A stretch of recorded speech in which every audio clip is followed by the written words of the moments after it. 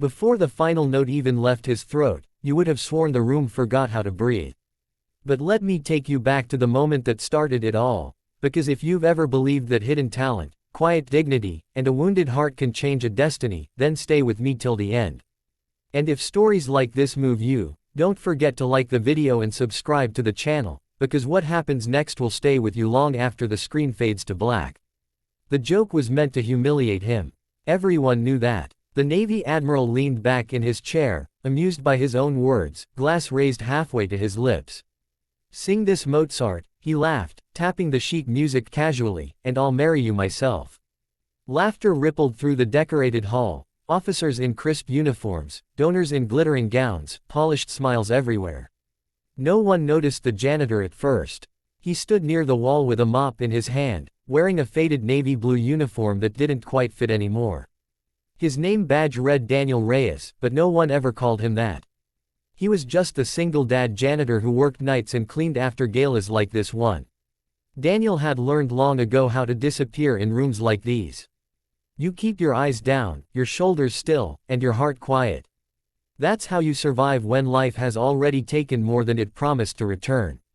His wife had died 8 years earlier, leaving him with a 6-year-old daughter and a grief so heavy it felt physical. Music had once been his refuge, his dream even, but dreams don't pay rent or buy asthma inhalers. So Daniel traded concert halls for corridors, applause for silence, and raised his daughter with honest work and exhausted love. The Admiral's eyes landed on him by accident, or so it seemed. You there, he said, voice loud, playful, careless. You look like you've got something to say. Ever sing Mozart? More laughter. Someone whispered, this should be good. Another shook their head, already embarrassed for him.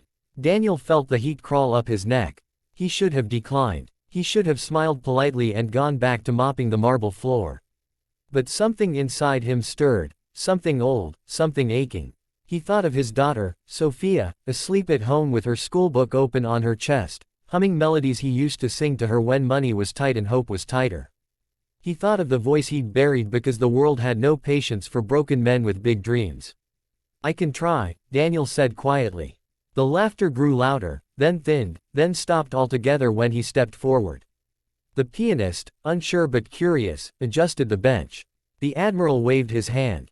Go on then, surprise us. Daniel closed his eyes. The first note came out soft, almost fragile. Then the second. Then something shifted. His voice rose, not loud, not forced, but rich, steady, and impossibly pure. It carried weight and warmth, like it had lived 1,000 lives before this moment. Conversations died mid-sentence. Glasses froze halfway to mouths. Even the Admiral straightened in his chair. Daniel sang as if he wasn't in that hall at all. He sang like he was back in a small apartment kitchen, holding his daughter on his hip. He sang like he was singing to his late wife, telling her he survived. He sang like every unspoken prayer finally found language. The acoustics of the hall wrapped around him, magnifying every emotion he had locked away for years. When the final note faded, silence followed, not the awkward kind, but the stunned kind. The kind that happens when something sacred has just passed through a room. Then someone stood. Then another. Applause erupted, not polite, not measured, but thunderous. Some wiped their eyes. The pianist stared at Daniel like she'd just witnessed a miracle. And the Admiral, still standing now, looked as though the ground had shifted beneath him. I was joking, the Admiral said slowly, voice no longer playful. But that was extraordinary.